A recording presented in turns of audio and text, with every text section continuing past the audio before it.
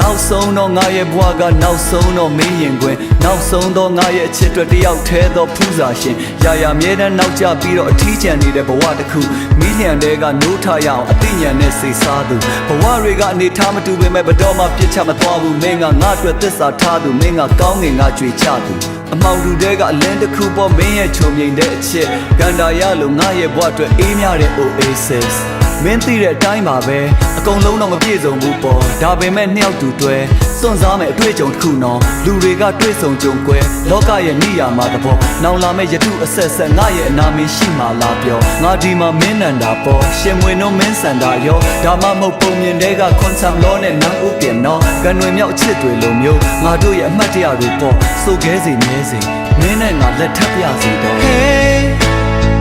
ဘာဖြစ်ဖြစ်ချင်မဲ့နေလေလာချောင်း